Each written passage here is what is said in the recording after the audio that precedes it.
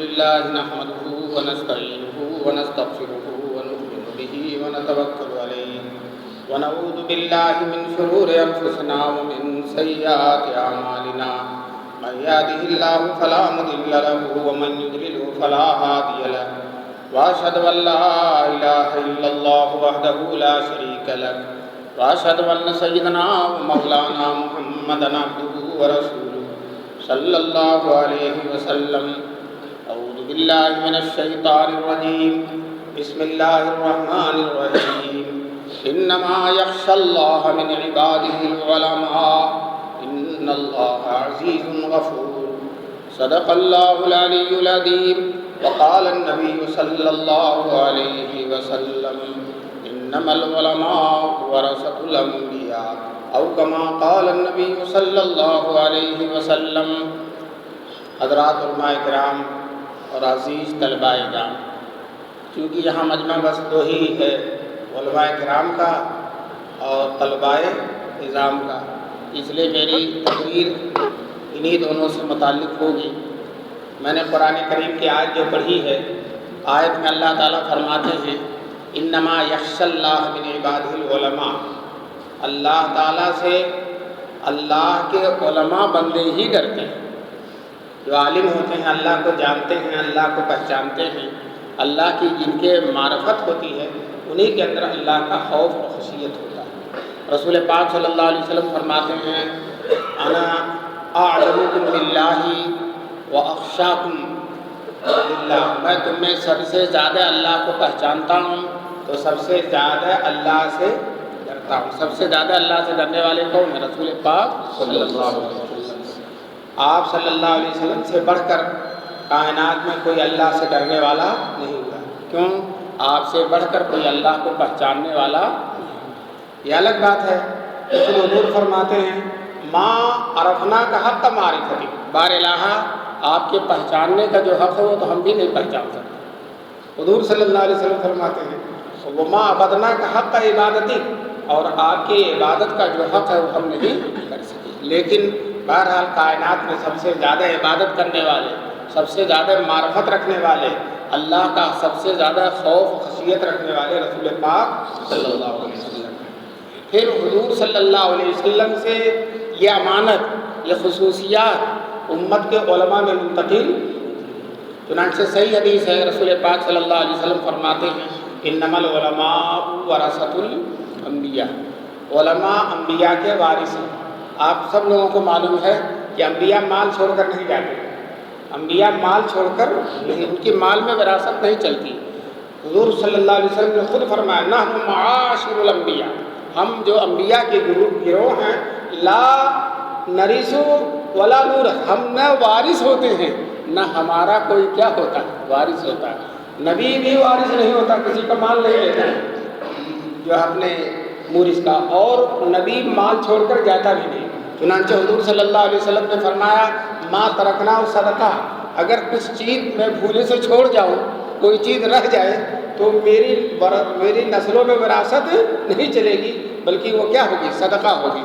چنانچہ رسول پاک صلی اللہ علیہ وسلم کے لیے ایک زمین تھی، فدق کی زمین، اور رسول پاک صلی اللہ علیہ وسلم اس کا غلہ اپنے گھر کے لوگوں پر استعمال کرتے تھے. تو حضرت فاطمہ رضی اللہ تعالیٰ عنہ نے سوچا کہ حضور کا مال ہے، حضور کی ہے تو مجھے ملنا چاہیے. چنانچہ حضرت ابو بکر صدیق کے پاس گئی کہ فدق کی زمین ہم کو ملنا چاہیے. تو حضرت ابو بکر صدیق نے صاف صاف یہی حدیث سنائی کہ میں نے خود حضور سے سنا، ما ترکنا صدقہ. جو ہم نے چھوڑ دیا وہ کیا ہے؟ صدقہ ہے. ہم نہ کسی کے وارث ہوتے ہیں نہ ہمارا کوئی وارث ہوتا ہے. یہ حدیث اس وقت حضرت فاطمہ کی نظر میں نہیں تھی، لیکن جب حضرت ابو بکر نے سنایا تو حضرت فاطمہ مطمئن ہو، کہنے لگی کہ آپ جو ہے حضور کے سب سے بڑے جانشین ہیں، سب سے زیادہ حضور کے علوم و معارف کو جاننے والے ہیں، سب سے زیادہ حضور کی خدمت کرنے والے، آپ سے زیادہ کسی کو معلوم نہیں ہے. شیعہ حضرات کہتے ہیں حضرت فاطمہ جن کو لینا تھا وہ تو مطمئن ہو گئے، لیکن شیعہ ابھی تک مطمئن نہیں ہوئے. شیعہ یہ حضرات کہتے ہیں کہ حضرت ابو بکر نے غصب کر لیا، حضرت ابو بکر نے فدق کو غصب کر لیا. پھر کہتے ہیں ہمارے امام آخر الزماں آئیں گے تو فدق جو ہے حضرت فاطمہ کی اولاد کے حوالے کر دیں گے. مہدی آخر الزماں جو آئیں گے تو حضور کی شریعت پر عمل کریں گے، اور حضور کی شریعت یہی ہے کہ حضور کے مال میں کیا نہیں ہوتی، وراثت نہیں چلتی۔ تو نہ حضرت ابوبکر نے دیا اور نہ امام آخر الزماں دیں گے، کوئی دے نہیں سکتا۔ لیکن شیعہ آج تک اس کے چکر میں پڑے ہوئے ہیں، باغ فدق جو بڑی بڑی موٹی موٹی کتابیں لکھتے ہیں اور کہتے ہیں حضرت ابوبکر نے غصب کر لیا۔ بہرحال میں یہ کہہ رہا ہوں کہ انبیاء علیہ الصلوۃ والسلام مال چھوڑ کر نہیں جاتے۔ تو اب علماء جو انبیاء کے وارث ہیں وہ مال میں تو ہو نہیں سکتے۔ جب فاطمہ نہیں ہوئی ہیں، حضرت فاطمہ نہیں، حضرت عائشہ نہیں ہوئی ہیں، حضور کی ازواج جو زندہ رہی تھی وہ ہوئی، بنات جو رہی، اور حضور کے نسل کے جو لوگ رہے حسن حسین جب وارث نہیں ہوئے، تو ہم آپ حضور کے مال کے کیا نہیں ہو سکتے، وارث نہیں ہو سکتے۔ تو وارث اگر ہوں گے تو کس چیز کے ہوں گے؟ حضور کے علم کے، حضور کے تقویٰ کے، حضور کے دین کے، اور حضور کی جو فکر تھی، جو رنج و غم تھا امت کے لیے، اس چیز کے علماء کیا ہیں؟ وارث ہیں۔ رسول پاک صلی اللہ علیہ وسلم کا دل کائنات میں سب سے زیادہ صاف ہے، اور اللہ تعالیٰ کی رحمتیں سب سے زیادہ اتر رہی ہیں، لیکن اس کے باوجود ہر وقت رسول پاک صلی اللہ علیہ وسلم ایک غم میں ڈوبے رہتے تھے۔ شمائل میں ہے کان رسول اللہ صلی اللہ علیہ وسلم متواصل الاحزان دائم الفکرہ، حضور صلی اللہ علیہ وسلم مسلسل رنج و غم میں رہتے تھے اور ہمیشہ فکر میں رہتے تھے۔ بتاؤ کس چیز کے رنج و غم میں رہتے تھے؟ مال کی؟ بولو مال کی رنج و غم میں؟ نہیں، مال تو کوئی چیز ہی نہیں ہے، وہ تو صدقہ کر دیتے ہیں، وہ تو چھوڑ کر جاتے نہیں، لینا ہی پسند، ملکیت میں رکھنا نہیں پسند کرتے۔ تو حضور کے جو فکر تھی وہ امت کی فکر تھی، امت کی ہدایت کی فکر تھی، لوگ جہنم سے بچ جائیں اس کی فکر تھی۔ اتنی فکر ہے کہ اللہ تعالیٰ حضور کو سمجھا رہے ہیں، اللہ تعالیٰ حضور کو سمجھا رہے ہیں لعلک باخع نفسک علی آثارہم ان لم یؤمنوا بہذا الحدیث اسفا، اے نبی شاید کہ آپ اپنی جان کو فنا کر دیں، ہلاک کر دیں، جو ہے غم میں، اس بات کے غم میں کہ یہ لوگ قرآن پر کیا نہیں لا رہے ہیں، ایمان نہیں لا رہے ہیں۔ تو جب کافروں کا اتنا غم ہے رسول پاک صلی اللہ علیہ وسلم کو، جو ایمان نہیں لائے ہیں ان کا جب غم ہے، تو جو ایمان لا چکے ہیں حضور کی امت میں داخل ہو گئے ہیں، ان کو حضور کا کتنا، ان کا حضور کو کتنا غم رہا ہو، کتنی فکر۔ آج کے بھی مسلمان، قیامت تک کے مسلمان، ان سب کے ایک ایک فرد کی رسول پاک صلی اللہ علیہ وسلم کو فکر ہے۔ چنانچہ کسی فارسی شاعر نے کہا ہے، تو ای رحمت العالمی یا محمد، تو ای رحمت العالمی یا محمد، نظر جانب ہر گنہگار داری، تو ہر گنہگار پر کیا رکھتے ہیں؟ نظر رکھتے ہیں۔ حضور صلی اللہ علیہ وسلم عالم الغیب نہیں ہے، لیکن بہت سی چیزوں کا اللہ تعالیٰ نے علم دیا ہے، تو حضور کو امت کے اعمال کا علم اللہ تعالیٰ دیتے ہیں، اور رسول پاک صلی اللہ علیہ وسلم ہمارے اچھے عمل سے خوش ہوتے ہیں اور ہمارے برے عمل سے کیا ہوتے ہیں؟ ناراض۔ اگر کوئی عالم دین کی خدمت کر رہا ہے، حضور کے دین کی اشاعت کر رہا ہے، حضور کے دین میں اپنے آپ کو کھپا رہا ہے، حضور کے دین کی مدافعت کر رہا ہے، اٹھنے والے فتنوں کا مقابلہ کر رہا ہے، تو رسول پاک کی روح سے خوش ہوتی ہے، رسول پاک کی روح سے خوش ہوتی ہے۔ اور کوئی عالم تناسانی کرتا ہے، علم لے کر اپنے گھر میں بیٹھ جاتا ہے، حضور کے دین کی خدمت نہیں کرتا، معاصی میں مبتلا ہوتا ہے، تو حضور صلی اللہ علیہ وسلم کو اس سے کیا ہوتا ہے؟ غم ہوتا ہے، رنج ہوتا ہے۔ بہرحال رسول پاک صلی اللہ علیہ وسلم کو امت کے ایک ایک فرد کی فکر ہے۔ میں آپ سے بتا دوں، مسلمان تو چھوڑیے، کافروں کی بھی فکر ہے۔ حضور نے دعا فرمایا ہے کہ کوئی اجتماعی عذاب میری امت پر نہ آئے۔ حضور کی امت ہم ہیں، امت اجابت ہیں، حضور کی بات کو ہم نے قبول کر لیا، اور کفار بھی امت ہیں، حضور کی امت دعوت ہے، یعنی ان تک بھی حضور کی دعوت پہنچی اور انہیں قبول کرنا چاہیے، لیکن ابھی تک انہوں نے قبول نہیں کیا، تو ان کی بھی فکر ہے رسول پاک صلی اللہ علیہ وسلم کو۔ چنانچہ گزشتہ امتوں میں جو لوگ نبیوں کو ستاتے تھے، تو ایسا عذاب آتا تھا کہ کوئی بچتا نہیں تھا، جو بھی نبی کے دین کی مخالفت کرے، ستائے، سخت سے سخت عذاب آتا تھا۔ چنانچہ قرآن میں کئی جگہ فقطع دابر الذین ظلموا والحمد للہ رب العالمین، ظالموں کی جڑ کٹ گئی، ایک بھی باقی نہیں رہتا تھا کہ کوئی ان کا نام لے۔ فرعون کے سارے ڈوب گئے، قوم شعیب سب کے سب ختم ہو گئی، قوم لوط سب کے سب ختم ہو گئی، قوم عاد، قوم سمود سب کے سب ختم ہو گئی، کوئی ایک بھی بچا نہیں۔ کہتے ہیں گھروں سے کھینچ کے لاشیں ڈالے ہیں، نہ گور ہے، نہ دفن ہے، نہ رونے والے ہیں۔ جیسا ہمارے ہاں مثل مشہور ہے، مر گیا مردود نہ فاتحہ نہ درود، مردود مر گیا، اس پر کوئی فاتحہ اور درود پڑھنے والا بھی باقی ہے، اسی سب کے سب ختم ہو جاتے تھے۔ لیکن حضور صلی اللہ علیہ وسلم کی برکت سے ان کافروں پر اجتماعی عذاب نہیں آتا ہے۔ بتائیے جب حضور کی برکت و فیض ان کو پہنچی ہے تو کافروں کو بھی پہنچ رہی ہے، اور وہ مزے اڑائیں، یہ جو بچے ہوئے ہیں کس کی دعا کی برکت سے بچے ہیں؟ رسول پاک صلی اللہ علیہ وسلم ان کی دعا سے، ان کی خیر خواہی سے یہ بھی فائدہ اٹھا رہے ہیں۔ اور حضور صلی اللہ علیہ وسلم کی یہ دعا اس لیے ہے تاکہ آج نہیں تو کل کیا ہو جائیں گے؟ مسلمان ہو جائیں، اگر فنا ہو جائیں گے، ختم ہو جائیں گے، جیسا کہ نوح علیہ السلام نے دعا فرمایا تھا، رب لا تذر علی الارض من الکافرین ایک بھی کافر کو آپ زندہ نہ چھوڑیے گا۔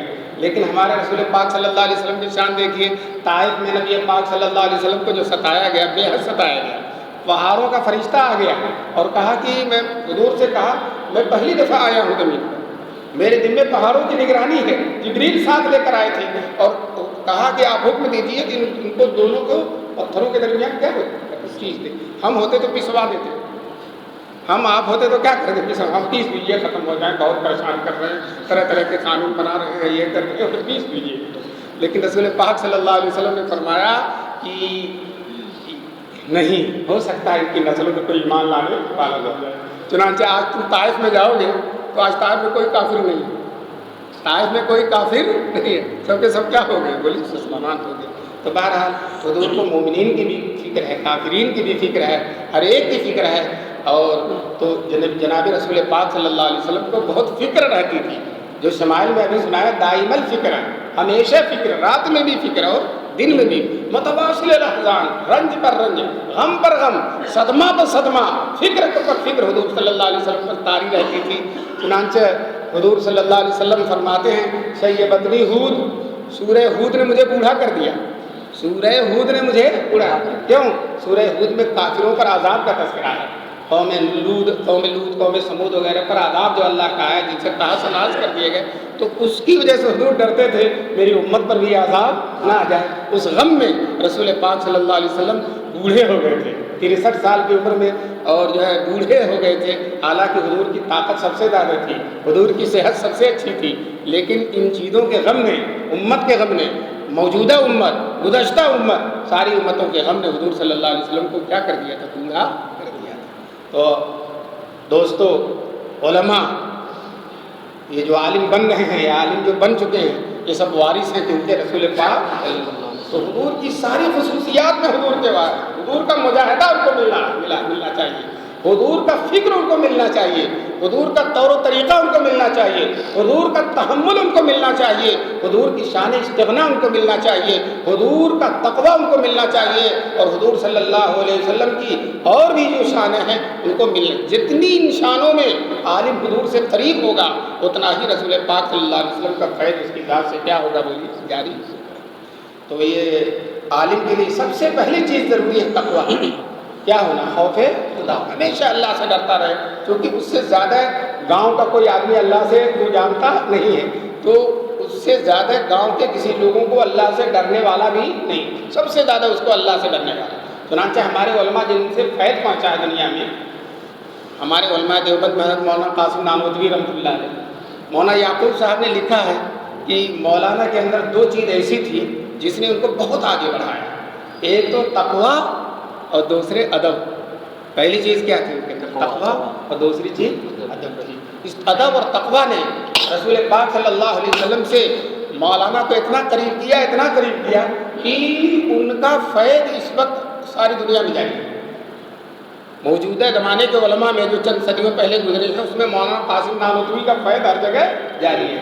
یہ جو مدرسوں کا سلسلہ ہے، حضرت نانوتوی رحمۃ اللہ علیہ، اس سے پہلے مدرسے تھے لیکن اس انداز کے نہیں تھے، وہ جو ہے بادشاہوں کے مدرسے تھے، فلاں کے، چنانچہ مشہور ہے نواب یوسف کا مدرسہ، فلاں کا مدرسہ، فلاں، لیکن اس انداز کا مدرسہ جس میں سارے مسلمان شریک ہوں، یہ سلسلہ شروع کیا مولانا قاسم۔ حضرت نانوتوی رحمۃ اللہ علیہ نے بچپن میں جب بچے تھے تو خواب دیکھا تھا کہ میں خانہ کعبہ کی چھت پر ہوں اور میرے جسم سے دودھ کی نہریں ہر طرف نکل رہی ہیں۔ کسی عارف کامل نے اس خواب کی تعبیریں بتلائی تھی، یہ بچہ بڑا ہو کر رسول پاک صلی اللہ علیہ وسلم کے دین کی ایسی خدمت کرے گا جس کا فیض ہر جگہ جاری ہوگا، ہر جگہ جاری ہوگا۔ چنانچہ آج الحمدللہ پوری دنیا میں جب سے بخاری شریف لکھی گئی ہے، جتنی دارالعلوم دیوبند میں پڑھا دی گئی اتنی کہیں نہیں پڑھائی گئی۔ اتنی کہیں پڑھائی نہیں. امام بخاری خود پڑھاتے تھے تو 10-10 ہزار کا مجمع ہوتا تھا، لیکن اس کے بعد اتنی تعداد میں اتنے دن تک بخاری شریف، مسلم شریف، ترمذی شریف، نسائی شریف کہیں نہیں پڑھائی گئی جتنا کہاں پڑھائی گئی.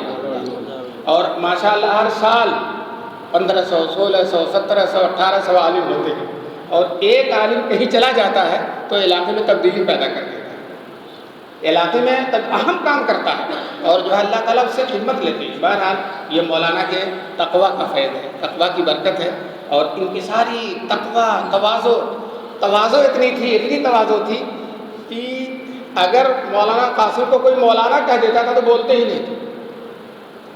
مولوی کہتے تو بولتے نہیں، کہتے سیدھے سیدھے قاسم کہو، سیدھے سیدھے کیا کہو، قاسم کہو. اور کہتے تھے اس علم نے بات بگاڑ دی، ورنہ اپنے آپ کو اتنا چھپاتا کہ کوئی جانتا ہی نہیں کہ قاسم نام کا کوئی پیدا ہو. ایک دفعہ حضرت کسی گاؤں میں گئے تو لوگوں نے کہا نماز پڑھا دیجیے. تو حضرت مولانا قاسم صاحب نے کہا کہ میں نماز پڑھانا نہیں جانتا. تو لوگوں نے کہا مولوی جیسے تو لگ رہے ہو، پڑھا دو نماز. تو بہت لوگوں نے اصرار کیا تو نماز پڑھا دی. اتفاق سے صورتوں کی ترتیب الٹ گئی، صورتوں کی ترتیب بعد والی سوریں پہلے پڑھتی ہے، پہلے والی کا. اب نماز کے بعد سب لگے شور مچانے، مفتیان دیہات شور مچانے لگے، نماز نہیں ہوئی، کون آ گیا، کس نے پڑھا دیا، نماز نہیں ہوئی.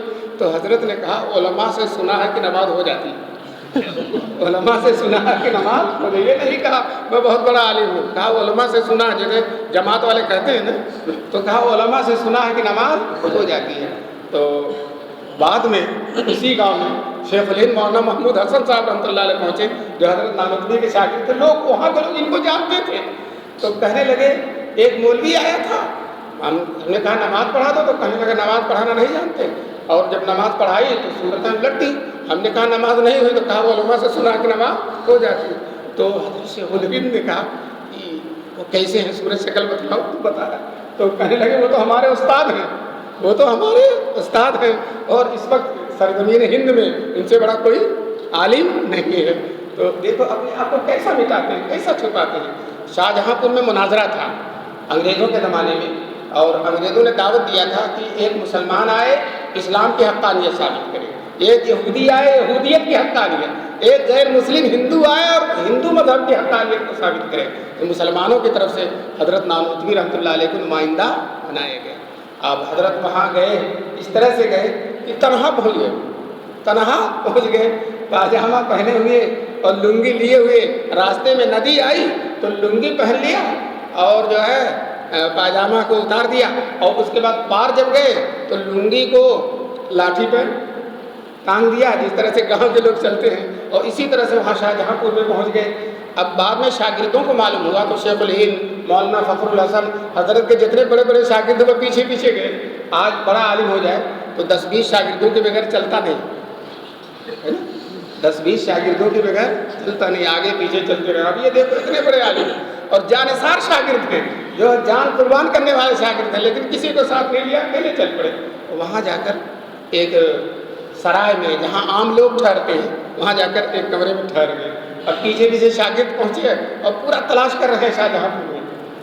شیخ الہند بھی ہیں، مولانا فخر الحسن ہے، اور بھی دوسرے شاگرد ہیں. تو مولانا فخر الحسن صاحب اور شیخ الہند کی ملاقات ہو گئی. شیخ الہند نے کہا میں صبح سے حضرت کو تلاش کر رہا ہوں. انہوں نے کہا میں بھی تلاش کر رہا ہوں، حضرت کہیں مل نہیں رہے، کہاں ٹھہرے ہوئے. تو تلاش کرتے چلو سرائے جو عام ٹھہرنے کی جگہ ہوتی ہے، جس میں ہر آدمی امیر غریب سب ٹھہرتا ہے، وہاں چلے. وہاں گئے، معلوم کیا مولانا قاسم نام کے کوئی صاحب ٹھہرے ہیں. تو اس نے کہا کہ نہیں، اس نام کا کوئی نہیں. پھر ان کے ذہن میں آیا کہ حضرت مٹاتے بہت اپنے آپ کو، فنا کرتے ہیں، تو ہو سکتا ہے کہ اپنا تاریخی نام لکھوایا ہو. اور حضرت کا تاریخی نام جو مشہور نہیں تھا وہ خورشید حسن تھا. کیا نام تھا؟ خورشید حسن. تو جو ہے انہوں نے پوچھا کہ خورشید حسن نام کیا ہے. اس نے رجسٹر دیکھ کر کہا خورشید حسن الہ آبادی، الہ آباد سے آئے ہیں خورشید حسن، وہ فلاں کمرے میں ہیں. جب اس کمرے میں گئے تو دیکھا کہ حضرت موجود ہے. تو شاگرد بھی بڑے بے تکلف تھے. انہوں نے کہا حضرت ٹھیک ہے، خورشید حسن تو آپ کا تاریخی نام ہے، الہ آباد کے کہاں سے ہو گیا؟ آپ کو نانوتا کہ آپ نے الہ آبادی کیوں لکھوایا؟ تو حضرت نے فرمایا کیا نانوتا اللہ کا آباد کیا ہوا نہیں ہے؟ کیا نام ہوتا اللہ کا آباد کیا ہوا دیکھ رہا ہوں کتنی فنائیت ہے. رامپور کے نواب نے حضرت کو دعوت دیا, آج حضرت ہمارے ہاں آپ آ جائیے. رامپور کا نواب اگر دعوت دے کر بلاتا تھا تو 1,00,000 روپیہ دیتا تھا نذرانہ, اگر کسی کو دعوت دے. لوگ انتظار کرتے تھے کہ نواب صاحب ہمیں دعوت دے دیں, قسمت چمک جائے گی. حضرت نانوتوی کو اس نے دعوت دیا, سنا ان کے بارے میں, تو حضرت نانوتوی نے کہا میں دیہاتی آدمی ہوں, گاؤں کا رہنے والا ہوں, مجھے نواب صاحب کے دربار کے آداب معلوم نہیں ہیں, ہو سکتا کوئی بے ادبی ہو جائے اور ادب احترام نہ کر سکوں, اس لیے مجھ کو آنے سے معذور رکھا جائے. تو نواب صاحب نے لکھا حضرت ہم آپ کا احترام کریں گے, آپ ہمارا احترام نہیں کریں گے, ہمیں شوق ہے کہ آپ تشریف لائیں, بڑی تمنا ہے کہ آپ تشریف لائیں. تو حضرت نے پھر جواب لکھا ہے تمنا آپ کو ہے اور آؤں میں. بہت آپ کی جواب کہا تمنا آپ کو اور آؤں میں, مجھے ابھی تمنا نہیں ہے, جب تمنا ہوگی دیکھا جائے گا. دیکھ رہے ہیں کیسی فلاحیت ہے, تواضع ہے, شان استغنا ہے. اپنے کو مٹایا, اپنا نام بھی نہیں کسی کو بتاتے تھے, لیکن بتلاؤ آج دنیا میں ہر طرف چرچا ہے کہ نہیں ان کا چرچا. تو وہ حدیث ہے من تواضع للہ رفعہ. علماء میں اگر شان تواضع پیدا ہو اور اسی طرح سے فنائیت پیدا ہو تو جو اللہ پر مٹتا ہے اللہ تعالیٰ اس کو ابھارتا ہے, اس کو نمایاں کرتا ہے, اس کو روشن کرتا ہے. تو ہمارے سامنے ان بزرگوں کے نمونے ہیں. ہم علماء اور طلباء سے درخواست کریں گے, یہ بہت زیادہ دور کے بزرگ نہیں ہیں, اسی زمانے کے بزرگ, یعنی 100 سال 150 سال کے, اور ایسے اونچے ایسے بڑے ایسے اللہ والے جن کا فیض ہر طرف پہنچا ہے. تو ہم سب لوگوں کو ان کی سیرت پڑھنا چاہیے, ان کے نقش قدم کو اختیار کرنا چاہیے. یاد رکھیے کوئی بھی آدمی جتنا حضور سے زیادہ قریب ہوگا, حضور کی تواضع جس کے اندر آئے گی, حضور کی تواضع جانتے ہیں اتنی تواضع ہے کہ حضور فرماتے ہیں آکل کما آکل العبد یاکل العبد, میں ایسے کھاتا ہوں جیسا غلام کھاتا ہے.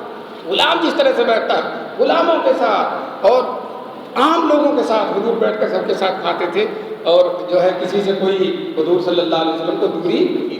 جب فتح مکہ ہوئی, مکے کو فتح کیا رسول پاک صلی اللہ علیہ وسلم نے, 10 سال پہلے مکے سے رات میں نکلے تھے, اب دن کے اجالے میں مکے کو فتح کیا, فاتح مکہ بن کر آ رہے ہیں.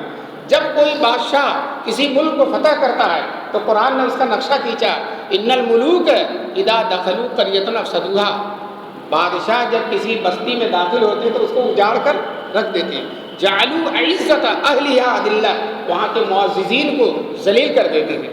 لیکن یہ دین کے بادشاہ اور ہمارے رسول پاک صلی اللہ علیہ وسلم جب مکے میں داخل ہوتے ہیں فاتحانہ, تو اللہ کے شکر میں ایسا ڈوبے ہوئے ہیں, ایسی تواضع ہے کہ کہتے ہیں کہ حضور کی پگڑی اونٹ کی پیٹھ سے لگ رہی تھی, اتنا جھکے جا رہے تھے. اب بتاؤ بادشاہ تو سینہ تان کر جاتا ہے, لیکن حضور فتح کر رہے ہیں, اور جتنا اللہ تعالیٰ نعمت دے رہا ہے اتنا ہی اللہ کے شکر گزار ہو رہے ہیں. اتنی تواضع ہے. تو علماء کے اندر جب تواضع پیدا ہوگی تو وہ حضور کے قریب جائیں گے. اسی طرح سے علماء کے اندر جب تقویٰ ہوگا تو حضور کے قریب ہو جائیں گے. اسی طرح سے علماء کے اندر جب شان استغنا ہوگا تو وہ حضور کے قریب ہوں گے. اور سب سے بڑی بات کہ جو عالم حضور کی سنت پر جتنا زیادہ عمل کرے گا اس کا فیض اتنا ہی زیادہ ہوگا. ایک سنت ہمارے علماء کو دیکھو, حضرت مولانا رشید احمد گنگوہی رحمۃ اللہ علیہ وہ مسجد سے نکل رہے تھے, تو ایک صاحب سوچنے لگے یہ بڑے متبع سنت ہیں اور قطب عالم ہیں, بڑے جو ہے بہت بڑے عالم ہیں, اللہ والے ہیں, تو مسجد سے نکلنے کی 2 سنت ہے. بظاہر دونوں متضاد ہے, اگر ایک پر عمل کریں گے دوسری چھوٹ جائے گی. ایک سنت یہ ہے کہ بائیں پیر کو نکالا جائے مسجد سے, اور دوسری سنت ہے جو عام کہ جوتا داہنے پیر میں پہنا جائے. تو اگر بائیں کو نکالتے ہیں تو جوتا داہنے میں کیسے پہنیں گے, اور داہنے پیر میں جوتا پہنتے ہیں تو پھر اسی کو نکالیں گے. کہتے ہیں میں یہ سوچ ہی رہا تھا, یہاں تک کہ حضرت مسجد کے کنارے پہنچ گئے, بایاں پیر نکال کر جوتے پر رکھ لیا اور دایاں پیر نکال کر جوتا پہن لیا. بتاؤ دونوں سنت ادا ہو گئی. ایک چیز کو سنت. مولانا قاسم نانوتوی رحمۃ اللہ علیہ کو انگریزوں نے ان پر گرفتاری کا وارنٹ کر دیا تھا کہ ان کو گرفتار کر کے پھانسی دے دی جائے. تو حضرت سے لوگوں نے اصرار کیا کہ حضرت چھپ جائیے, تو دیوبند کے ایک مکان میں چھپے رہے, بہت اصرار کیا کہ چھپے رہے, 3 دن تک چھپے رہے. 3 دن کے بعد اوپر سے کہتے ہیں عورتوں پردہ کر لو میں باہر جا رہا ہوں. تو عورتوں نے پردہ کر لیا, وہ باہر چلے گئے. لوگوں نے کہا حضرت ابھی تو وارنٹ پڑا ہوا ہے, فوج تلاش کر رہی ہے, CID آپ کے پیچھے پڑا ہوا. تو کہنے لگے حضور صلی اللہ علیہ وسلم غار ثور میں کتنے دن چھپے تھے؟ بولو 3 دن وہ سنت ادا ہو گئی، وہ سنت ادا۔ بتاؤ ایک ایک چیز میں حضور صلی اللہ علیہ وسلم کی سنت۔ حضرت قاضی مجاہد الاسلام صاحب رحمۃ اللہ علیہ ہماری طالب علمی کے زمانے میں دارالعلوم میں آئے تھے اور دارالحدیث میں ان کا بیان ہوا تھا، تو وہ کہتے ہیں ہم اپنے شیخ حضرت مولانا حسین احمد مدنی رحمۃ اللہ علیہ کا کوئی عمل دیکھتے تھے، کوئی عمل کہ حضرت نے یہ عمل کیا تو ہم حدیث کی کتابیں تلاش کرتے تھے، سیرت کی کتابیں، یہ ضرور سنت ہوگی رسول پاک صلی اللہ علیہ وسلم کی۔ پھر وہ کہتے ہیں ہم کبھی ناکام نہیں ہوتے تھے، ہم کبھی ناکام نہیں ہوتے۔ ایسے لوگ تھے کہ ان کے عمل کو دیکھ کر لوگ سنتیں سیکھتے تھے اور سمجھتے تھے کہ ان کا عمل سنت کے خلاف نہیں ہوگا۔ بتاؤ آج ان کا نام زندہ ہے کہ نہیں، فیض ہے کہ نہیں؟ بتاؤ اتنی دور دراز بشارم میں اس مسجد میں بیٹھے ان حضرات کا کیا ہو رہا ہے؟ تذکرہ ہو رہا۔ ان کے زمانے میں بادشاہ بھی رہے ہوں گے، بڑے بڑے لوگ رہے ہوئے، لیکن کوئی ان کو جاننے والا نہیں ہے۔ امام ابو حنیفہ رحمۃ اللہ علیہ کے زمانے میں کتنے بادشاہ گزرے کوئی نہیں بتا سکتا، ہے نا؟ بلکہ بادشاہوں کا تعارف ہوتا کہ امام حنیفہ کے زمانے میں تھے، بادشاہوں کا تعارف ہوتا کہ کس کے زمانے میں تھے؟ امام شاہ ولی اللہ صاحب رحمۃ اللہ علیہ کے زمانے میں دلی میں 12 بادشاہ گزرے تھے، لیکن آپ کسی کا نام نہیں بتا سکتے، اور شاہ ولی اللہ کا نام، اور ان بادشاہوں کا تعارف ہوتا ہے کہ یہ کس کے زمانے کے بادشاہ ہیں؟ شاہ ولی اللہ۔ تو آپ بتاؤ ان بادشاہ، ان فقیروں کے ذریعے ان بادشاہوں کا کیا ہو رہا ہے؟ تعارف ہو رہا ہے۔ تو یہ عجیب بات ہے۔ اللہ تبارک تعالیٰ ان حضرات کو جو حضور صلی اللہ علیہ وسلم سے قریب ہوتے ہیں بہت نوازتا ہے۔ تو میں اپنے دوستوں سے یہی درخواست کروں گا کہ اللہ تعالیٰ مجھے بھی اور ہم سب لوگوں کو حضور کی جو صفات ہیں اور حضور کی جو سیرت ہے، حضور کا جو نقش قدم ہے، حضور کی جو سنتیں ہیں، ان کو زیادہ سے زیادہ اختیار کرنے کی اللہ تعالیٰ ہم سب کو توفیق نصیب فرمائے۔ علامہ شوق نیموی بہت بڑے عالم ہیں، حضرت گنگوہی سے بڑے محدث ہیں، حضرت گنگوہی سے بڑے محدث ہیں، اور لیکن بتاؤ فیض نیموی صاحب کا زیادہ دار جاری ہوا یا حضرت گنگوہی کا جاری ہوا؟ کیوں؟ دونوں عالم بڑے ہیں اور لیکن حضرت گنگوہی کے یہاں اتباع سنت کا نمایاں مقام ہے، بے پناہ اتباع سنت ہے، تو اللہ تبارک تعالیٰ نے ان کا فیض بھی جاری کیا۔ بڑا عالم ہونا کوئی ضروری نہیں ہے، بہت زیادہ حضور کی سنتوں کا پیکر بننا، حضور کی سنتوں کے قریب بننا یہ ضروری ہے۔ اس کی وجہ سے علماء کا انشاءاللہ کیا ہوگا؟ فیض ہوگا۔ اور آخری بات کہہ کر میں اپنی بات کو ختم کرتا ہوں۔ میں نے بتایا تھا کہ رسول پاک صلی اللہ علیہ وسلم کو ہمیشہ کیا رہتی تھی؟ فکر۔ تو عالم کو بھی ہمیشہ کیا ہونا چاہیے؟ فکر ہونا چاہیے، اپنی بستی کی فکر، اپنے اطراف کی فکر، کوئی فتنہ پیدا ہو گیا تو اس کی فکر، قادیانیت کہیں بڑھ رہی ہے علماء کو بے چین ہونا چاہیے، اسی طرح سے بدعت کا کہیں فروغ ہو رہا ہے علماء کو بے چین ہو جانا چاہیے، اپنے عائش و آرام کو ترک کر کے ان فتنوں کا مقابلہ کرنا چاہیے۔ اسی طرح سے ماحول خراب ہو رہا، برائیاں پھیل رہی ہیں، مسلمان جو ہے حضور سے، حضور کے طریقے سے دور ہوتے چلے جا رہے ہیں، تو علماء کی یہ ذمہ داری ہے کہ ان مسلمانوں میں جائیں، ان کے پاس پہنچیں اور دین کی بات انہیں بتلائیں، گاؤں گاؤں جائیں۔ آج بھی دیوبند کے علاقے میں کسی گاؤں میں بڑی مشکل سے کار پر بھی بیٹھ کے جاتے ہیں تو راستہ اتنا خراب، کار کبھی ادھر ہلتی ہے کبھی ادھر ہلتی ہے، اور جب گاؤں میں پہنچتے ہیں تو لوگ بتاتے ہیں کہ 60 سال پہلے 70 سال پہلے شیخ الاسلام مولانا حسین احمد مدنی آ کر انہوں نے مدرسے کی بنیاد رکھی تھی، انہوں نے مدرسے کی کیا رکھی تھی؟ گاؤں گاؤں گئے، گاؤں گاؤں۔ خود میں نے فلاح ملت حضرت مولانا حسن مدنی رحمۃ اللہ علیہ کے ساتھ میں سفر کر رہا تھا، ایک جگہ ٹیچر میں کار پھنس گئی تو میں بھی دھکا دے رہا تھا اور مولانا بھی دھکا دے رہے تھے، وہ بھی دھکا دے رہے تھے۔ تو گاؤں گاؤں جانا، جگہ جگہ جانا، پہنچنا، امت کی فکر کرنا، امت کا درد اپنے دل کے اندر پیدا کرنا، یہ رسول پاک صلی اللہ علیہ وسلم کی سنت ہے، حضور کا طریقہ ہے، اور علماء ہی نہیں اختیار کریں گے تو کون اختیار کرو؟ یاد رکھیے حضور کی برکت سے، حضور کے فیض سے قیامت تک ایسے علماء پیدا ہوتے رہیں گے، ایسے علماء پیدا ہوتے رہیں گے جو اپنے زمانے میں دین کی خدمات کو کیا کریں گے؟ انجام دیں گے۔ اب کوشش کیجئے کہ انہی میں ہم بھی شامل ہو جائیں، انہی میں ہم بھی شامل۔ بڑے مبارک ہیں وہ لوگ جن سے رسول پاک صلی اللہ علیہ وسلم کے دین کو فروغ ہو رہا، دین کی اشاعت ہو رہی ہے، حضور کے دین کی خدمت ہو رہی ہے، حضور کے دین کے خلاف اٹھنے والے فکروں کا مقابلہ ہو رہا۔ یہ بڑے اونچے لوگ ہیں، میدان محشر میں انشاءاللہ ثم انشاءاللہ ان کو حضور صلی اللہ علیہ وسلم کی شفاعت نصیب ہوگی، حضور کا قرب نصیب ہوگا۔ حضور کے گروہ میں جو ہے ایک شاعر اللہ والے وہ کہتے ہیں کہ میدان محشر میں حضور کہیں جاؤ جاؤ سونے دو یہ غلام میرا ہے، جاؤ جاؤ سونے دو یہ غلام میرا ہے۔ ایک عاشق کہتا ہے وہ محو خواب ہوں گے، حضور کے بارے میں وہ محو خواب ہوں گے، سامنے پردہ پڑا ہوگا میدان محشر میں، کوئی دیوانہ پابوسی کا موقع ڈھونڈتا ہوگا تو اللہ تعالیٰ ہم کو حضور کے قدموں کو چومنے کا موقع نصیب فرمائیں، حضور کے گروہ میں چلنے کی توفیق نصیب فرمائیں، اور حضور کا مسکراتا ہوا چہرہ ہم کو نصیب فرمائیں۔ میدان محشر میں اگر دین کے خادم بن کر جاؤ گے، دین کے خادم بن کر جاؤ گے تو انشاءاللہ ثم انشاءاللہ حضور کا قرب ہوگا۔ حضور کے ساتھ جو مجمع چلے گا، گروہ چلے گا، اس میں کہیں پیچھے بھی اگر جگہ مل گئی تو بڑی سعادت کی بات ہے۔ تو اللہ تبارک تعالیٰ ہم سب کو حضور کا دین کا خادم بنائے اور حضور کی نظر توجہ اور نظر محبت نصیب فرمائے، اور میدان محشر میں اللہ تعالیٰ حضور کی خوشنودی نصیب فرمائے۔ جب حضور خوش ہوں گے تو بولو اللہ کے خوش ہوئے بغیر حضور خوش ہو ہی نہیں ہے، جس سے اللہ خوش نہیں ہوگا اس سے حضور خوش ہو ہی نہیں سکتے۔ حضور کا رشتہ دار ہے، قریبی ہے، لیکن اس سے اگر اللہ خوش نہیں ہے تو حضور بھی اس سے خوش نہیں ہے۔ یہ حضور کا خوش ہونا یہ اللہ کے خوش ہونے کی کیا ہے؟ دلیل ہے۔ من یطیع الرسول فقط ان الذین یبایعونک انما یبایعون اللہ۔ اے نبی، جو آپ کے ہاتھ پر بیعت کرتے ہیں وہ اللہ کے ہاتھ پر بیعت کرتے ہیں، جو آپ کی اطاعت کرتے ہیں وہ اللہ کی اطاعت کرتے ہیں، جو آپ سے محبت کرتے ہیں وہ اللہ قل ان کنتم تحبون اللہ فاتبعونی یحببکم اللہ۔ تو حضور کی اتباع کرنا اور حضور صلی اللہ علیہ وسلم سے محبت رکھنا یہ اللہ سے محبت کی کیا ہے؟ دلیل ہے۔ بہرحال میں تو نہیں سمجھ رہا تھا کہ صبح صبح اتنے سارے علماء اکٹھا ہو جائیں گے۔ آج کل تو لوگ فجر بعد سوتے ہیں، فجر بعد سوتے ہیں۔ علماء میں اور طالب علموں میں جو اور بہت ساری برائیاں پھیل گئی ہیں، اس میں ایک برائی یہ ہے کہ کیا فجر بعد سوتے ہیں۔ میں نے کسی صاحب کمال کو فجر بعد سوتے ہوئے نہیں دیکھا۔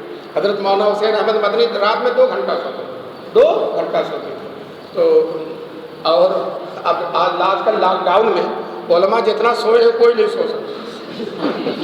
لاک ڈاؤن میں جتنا علماء طلبہ سوئے کوئی سو نہیں سکتا۔ میں نے ایک دن ابھی مولانا ارشد صاحب سے پوچھا کہ حضرت شیخ الاسلام رحمۃ اللہ علیہ کا گھنٹہ تو چوتھا ہوتا تھا اور جو ہے رات میں جاگتے تھے، تو وہ جو بیچ میں وقت ہوتا تھا کیا سوتے تھے؟ تو انہوں نے کہا نہیں، دوپہر سے پہلے نہیں سوتے، دوپہر سے پہلے نہیں سوتے تھے۔ اور خطوط کا جواب ہے، مطالعہ ہے، لوگوں سے ملاقات ہے، فجر بعد کبھی سوتے نہیں تھے۔ حالانکہ ایک دن ہم رات میں جاگ جائیں تو اس کا کفارہ یہ کرتے ہیں کہ دن بھر سوتے ہیں، دن بھر سوتے ہیں، مشکل سے نماز کے لیے اٹھتے ہیں، نماز پڑھ کے پھر سو جاتے ہیں۔ تو یہ نہیں، ذرا جفاکشی محنت اور مجاہدے کی عادت ڈالی، کم سونے کی عادت رکھیے، اور خاص طور سے فجر بعد سونا تو صحت کو بھی برباد کر دیتا ہے اور جو ہے کمال کو بھی برباد کر دیتا ہے۔ کوئی صاحب کمال فجر بعد سوتا نہیں۔ حضرت مدنی رحمۃ اللہ علیہ کے جب انتقال ہوا تو ایک عالم نے حضرت کے بارے میں شعر لکھا، اس میں ایک شعر آپ کو سنانا چاہتا ہوں۔ کہتے ہیں 82 سال کے جاگے ہوئے انسان کو نیند آئی، 82 سال کے جاگے ہوئے انسان کو نیند آئی۔ سونا کیا ہے؟ قبر میں سو لیں گے، میدان محشر میں سو لیں گے، جنت نصیب فرمائے وہاں سو لیں گے۔ دنیا بہت زیادہ سونے کی چیز نہیں ہے، اور طلبہ غنیمت سمجھتے ہیں، 1 گھنٹی خالی ہو اس کو بھی سونے ہی میں لگا دیتے ہیں۔ 1 گھنٹی اگر بیچ میں مل گئی تو اس کو بھی سونے میں لگا دیتے ہیں۔ تو زیادہ سونے کے چکر میں نہ رہو، سونا زیادہ کرو گے سونا نہیں پاؤ گے، سونا زیادہ ہوگا تو علم کا سونا ملنے والا نہیں ہے۔ کہتے ہیں بقدر القد تکتسب المعالی، جتنی محنت ہوتی ہے اتنا ہی درجہ ملتا ہے۔ من طلب العلا سحر اللیالی، من طلب العلا سحر اللیالی، جو بلندی چاہتا ہے وہ راتوں کو کیا کرتا ہے؟ جاگتا ہے۔ ہمارا کام ہے راتوں کو رونا یاد دلبر میں، ہماری نیند ہے محو خیال یار ہو جانا۔ جو ہے بہرحال یہ چند باتیں کہی گئی ہیں۔ اللہ سب سے پہلے مجھے اور ہم سب لوگوں کو ان باتوں پر عمل کرنے کی توفیق نصیب فرمائے۔ میں آپ حضرات کا شکر گزار ہوں کہ اپنے اوقات کو چھوڑ کر اور اپنی مصروفیتوں کو چھوڑ کر یہاں تشریف لائے۔ اللہ تعالیٰ آپ حضرات کے آنے کو اور مل بیٹھنے کو قبول فرمائے، اور ہم علماء کو اللہ صحیح معنوں میں رسول پاک صلی اللہ علیہ وسلم کا وارث بنائے۔ وآخر دعوانا الحمدللہ رب العالمین۔ دعا کیجیے۔ اللہم صلی علی سیدنا مولانا محمد وعلی آلہ وصحبہ وسلم۔ ربنا ظلمنا انفسنا وان لم تغفر لنا وترحمنا لنكونن اے اللہ ہم سب کے گناہوں کو معاف فرما دے، قریب مرضیات پر چلنے کی توفیق نصیب فرما۔ اے اللہ اس مدرسے کو دن دوگنی اور رات چوگنی ترقیات سے نکال دے۔ اے اللہ اس مدرسے کے فیوض و برکات کو اطراف عالم میں پھیلا دے۔ اے اللہ اس مدرسے کو مقبول ترین مدرسوں میں شامل فرما دے، اپنی رحمتوں نعمتوں برکتوں والا مدرسہ بنا دے۔ اے اللہ یہ مہمانان رسول جو بیٹھے ہیں الہ العالمین انہیں قبول فرما لے۔ اے اللہ ان غنچوں کو مہکتا ہوا پھول بنا دے، اور ان کے پھول سے اپنے دنیا کو عالم کو معطر فرما دے۔ الہ العالمین کو عالم ربانی بنا دے اور نبی پاک صلی اللہ علیہ وسلم کا سچا وارث بنا دے. جو بھی علماء یہاں تشریف فرما ہے اللہ ہم سب کو قبول فرما لے, مقبول لوگوں میں بنا لے, اپنے دین کے خادم لوگوں میں بنا لے, اپنے رسول پاک صلی اللہ علیہ وسلم کے دین کے لیے کوئی سے کوئی محنت کرنے کی توفیق نصیب فرما دے. میرے مولا کچھ نہیں ہے, بہت تھوڑا سا کر رہے ہیں میرے مولا. جئنا ببضاعۃ مزجاۃ فاوف لنا الکیل وتصدق علینا ان اللہ یجزی المتصدقین. الہ العالمین ہم پر نظر کرم فرما دے, لطف و عنایت کی بارش فرما دے, ہماری چھوٹی چھوٹی معمولی سی خدمات کو بھی قبول فرما لے. اے اللہ ان کے فیوض و برکات سے ہم کو نواز دے. الہ العالمین سارے عالم میں اسلام کی اور مسلمانوں کی عزت پیدا فرما دے. الہ العالمین دین کے جتنے بھی سلسلے ہیں خاص طور سے دارالعلوم دیوبند, ندوہ, مظاہر العلوم, آپ کا یہ مدرسہ, سارے مدرسوں کو میرے مولا سب کی حفاظت فرما, سب کو خیر و عافیت کے ساتھ دین کی خدمت میں سرگرم رکھ. اے اللہ اسی طرح تبلیغی جماعت, جمعیت علماء اور دین کے جتنے بھی سلسلے ہیں میرے مولا سب کو خیر و عافیت کے ساتھ قیامت تک جاری رکھے. اے اللہ دین کے کا کوئی سلسلہ بند نہ ہونے پائے. اے اللہ دین کا کوئی جو ہے کوئی خدمت اور دین کا کوئی راستہ میرے مولا مسدود نہ ہونے پائے, بند نہ ہو پائے. سارے راستے جو ہمارے اکابر ہمارے بزرگوں نے کھولے تھے سب چلیں میرے مولا, مزید راستے کھلیں میرے مولا, کسی راستے کو بند نہ فرما. اے اللہ اپنے نبی پاک صلی اللہ علیہ وسلم کی برکت سے, صدیقین, شہداء اور صالحین کی برکت سے ہماری دعا قبول فرما لے. سبحان ربک رب العزۃ عما یصفون وسلام علی المرسلین والحمد للہ.